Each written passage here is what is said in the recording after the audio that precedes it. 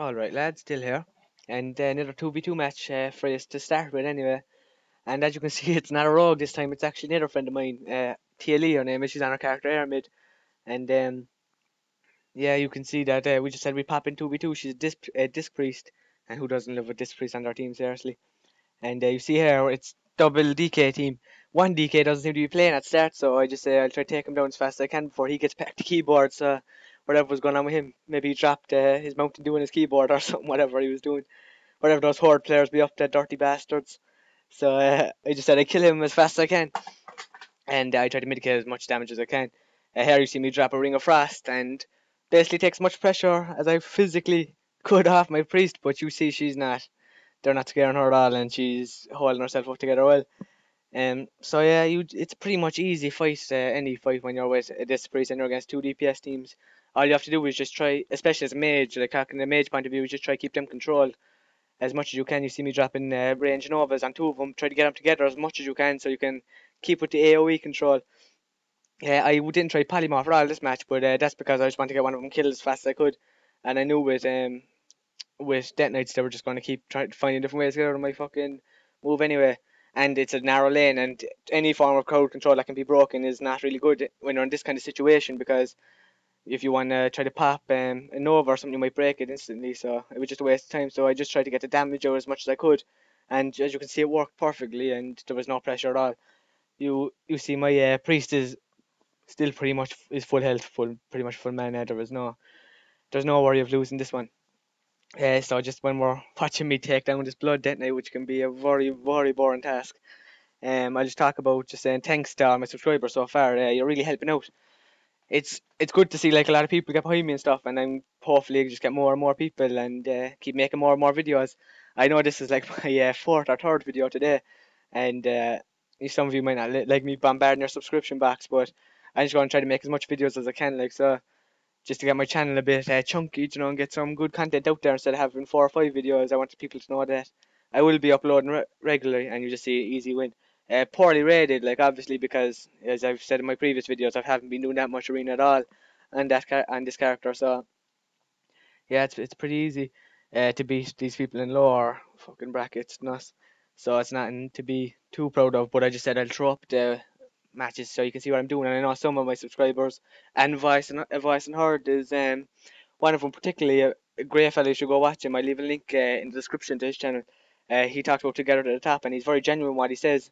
It's a good, always very interesting to watch. I've watched all his videos, and it's very interesting to see him talk about what he thinks about it, because you know it's from the heart as well. So yeah, his channel will be linked in the description below if you want to see him. But I know he, for instance, is new to WoW, and I think that well, I remember when I was new to WoW, watching these kind of matches were always mesmerising to me, no matter what rating they were. So I said I'd throw this up, maybe one or two people might like him, and yeah. So as you can see here, it's a dual druid team, pretty easy. You see, the druid comes out of her cat form and tried to cyclone me, but I get the silence off on her, which is the best thing you can do.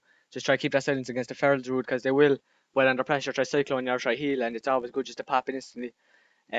So you see here, there's no trouble from them either. As I said, these are not the best players, and they're not running the best comps either. Like two Blood Death Knights, I didn't know what they were thinking. Same with two Druids. Like it's just these are not the best teams you could put together, I suppose. But that's what you get when you go into trade chat for your team.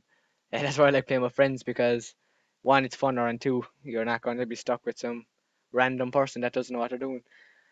But you see here, it's just he's running around after the priest. He switches to me here. I stun him as soon as he switches to me.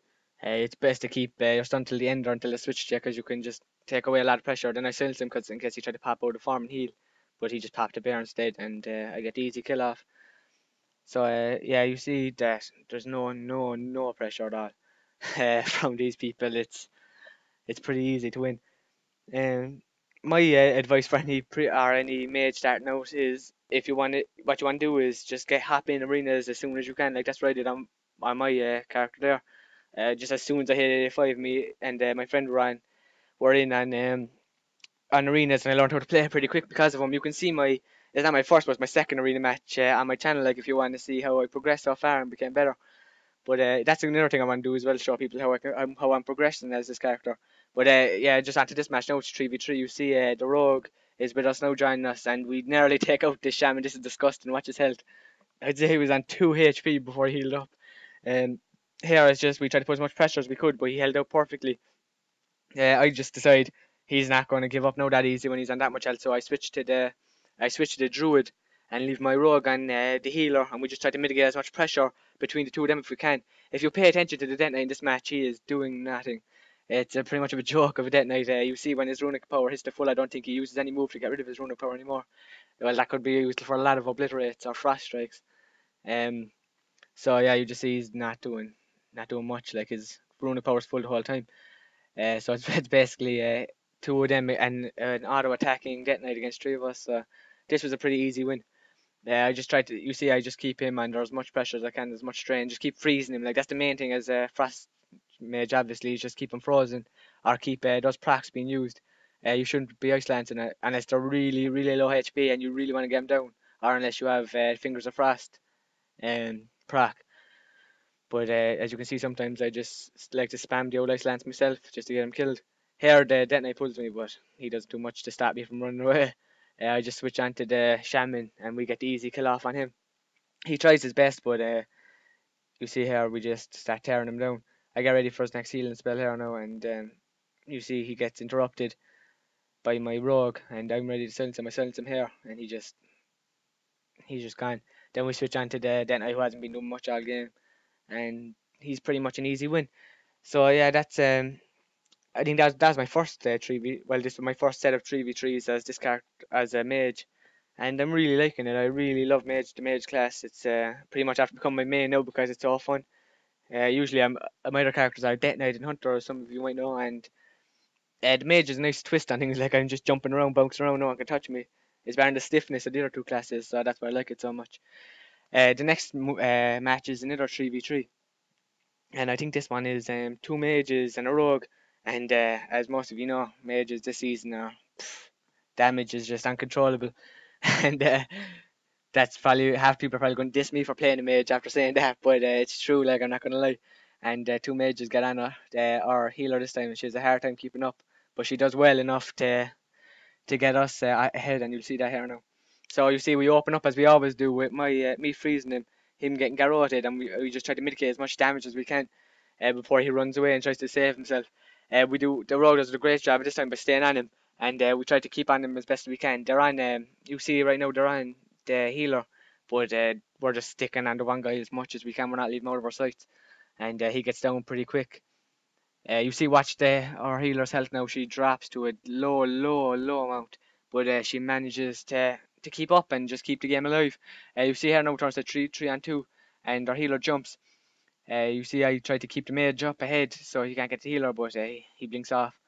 Then we just jump down after him, basically trying to keep him off. The mage I call out, get on the mage right now to my partner, but he decides to stay on the rogue because he was killing the priest, which is a good idea because the rogue stealth away gave us some extra time. I stick on the mage, however, just try to get as much damage as I can, or get as much damage as I can to him.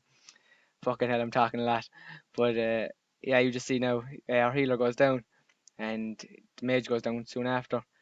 The best you see bad players. The difference between good players and bad players is some bad players when they're under pressure, they just start running, they start panicking, and they're not doing nothing. As you can see, this mage is doing nothing. He tries to get a polymorph off me there, but I get stunned on, and it's pretty much game.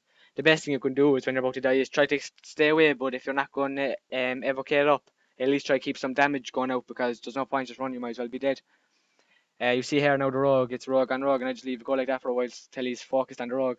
On my rogue, and I just it has a lot of rogues, but I just swap over and just get the fast kill off, and it's pretty easy. So thanks for watching and thanks for subscribing if you are subscribed, and I'll see you in the next video. Well, you'll see me in the next video. See ya.